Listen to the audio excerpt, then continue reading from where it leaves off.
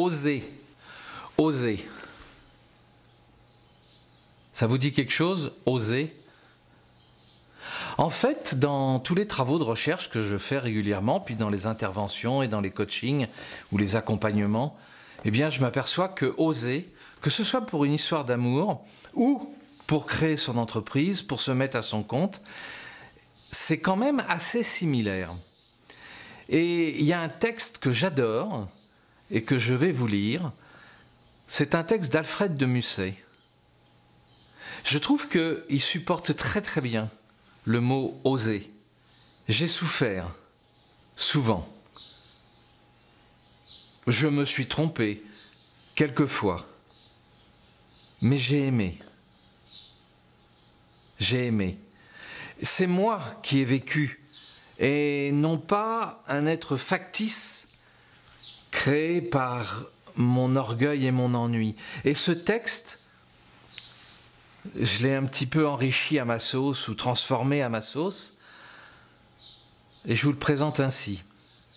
J'ai souffert, oui, souvent. Je me suis trompé, oui, quelquefois, je me suis trompé. Mais j'ai aimé, j'ai vraiment aimé, et j'ai souvent aimé. Mais c'est moi qui ai vécu. J'ai vécu profondément, avec mes tripes, avec mon âme, avec mon cœur. C'est moi qui ai aimé, c'est pas un être factice créé par mon ego, mes peurs, mes doutes, mon ennui ou mon orgueil. C'est moi qui ai vécu. J'ai choisi ce texte parce que, en fait, si je regarde la création d'une entreprise ou une histoire d'amour, parfois on rencontre des gens qui correspondent à notre rêve, à ce qu'on a envie de vivre. Et puis, subitement, la peur s'installe. Et là, le hamster se met en route. C'est pas possible, on n'y arrivera pas, ça marchera pas. Comme pour créer une entreprise. Je reçois quand même pas mal de gens qui rêvent de se mettre à leur compte, qui ont plein d'idées, qui sont capables. Mais là aussi, les doutes, les peurs, les fausses croyances. Et surtout aussi, ces fameuses injonctions de la famille, cet héritage génétique, psychogénéalogique, qui fait que je ne suis pas capable, j'y arriverai pas, c'est pas pour moi. Et pourtant, dans les deux cas, que ce soit une histoire d'amour ou pour créer une entreprise, le déclencheur, ce qui fait que les gens vivent quelque chose d'un peu unique, c'est le verbe oser. Et derrière le verbe oser, il y a le verbe créer. Je vais oser franchir des interdits. Je vais oser m'autoriser le bonheur. Je vais oser prendre un risque. Je vais créer mon devenir. Alors c'est quoi la clé? Parce que je vais vous donner la clé. La clé, c'est de travailler avec les codes de notre futur. Si vous voulez être un champion olympique, il va falloir pratiquer les codes que pratiquent les champions olympiques, en termes de discipline, en termes de diététique.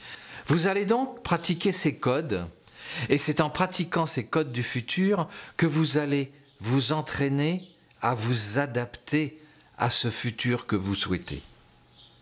Vous voulez monter une entreprise, vous allez là aussi, en rencontrant du monde, en vous faisant aider. C'est quoi la réussite d'une entreprise? C'est quelle discipline? C'est quel engagement? C'est quel comportement? C'est quelle forme de pensée? Et en pratiquant ça dès aujourd'hui, eh bien vous allez vous préparer à réussir votre entreprise. C'est pareil pour une histoire d'amour. Vous avez envie de vivre avec une personne qui vous attire ou selon une certaine formule. Oui, mais vous vous dites c'est pas pour moi, c'est trop beau, c'est pas possible, on n'est pas fait l'un pour l'autre, on est trop différents. Tout dépend, est-ce que vous et l'autre êtes prêts à définir les codes de fonctionnement et à faire l'effort de rentrer dans ces codes de fonctionnement? En fait, que ce soit la création d'une entreprise ou une histoire d'amour, c'est un peu comme si vous partiez pour escalader une montagne, mais vous n'avez pas d'entraînement. Alors au début, ça fait mal dans les muscles et puis il faut travailler son souffle. Et plus on monte, et plus ça nous semble facile. Pourquoi? Parce qu'on a fait l'effort. Et c'est ça cette notion, c'est oser, ça entraîne un effort. Oser, ça nécessite de remettre en cause nos fausses croyances, nos interdits, ces paroles, ces injonctions négatives que nous avons reçues de la part de notre entourage ou que notre cerveau nous crée parce que nous avons des peurs. Donc on peut psychanalyser pendant des heures, mais on peut aussi se dire, c'est quoi les codes qui font que je peux rentrer dans ce monde nouveau, ce monde que j'ai décidé de me créer, que ce soit un monde sentimental ou un monde matériel. Et en définissant et en mettant au clair ces codes, eh bien vous allez développer la pensée, les comportements qui, sur le plan mental, vont vous permettre de créer des nouvelles connexions, une nouvelle façon d'être, de vivre, et d'abandonner vos peurs et vos fausses croyances. Je ne dis pas que ça va être facile, mais ça risque d'être assez fabuleux. Et c'est d'ailleurs ce que j'enseigne dans mes différentes formations, pour les particuliers comme pour les entreprises. Changer nos codes de fonctionnement, changer nos croyances dans ce monde nouveau qui est en train de se construire, que ce soit pour une histoire d'amour, pour développer une entreprise, pour développer son talent et son leadership, il faut très souvent travailler sur nos codes, les nouveaux codes que nous devons pratiquer, qu'il est nécessaire de mettre en place pour vivre du bonheur et de la réussite dans ce monde nouveau auquel nous aspirons.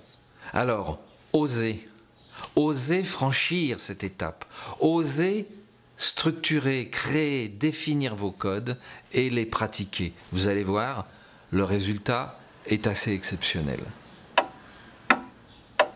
À bientôt.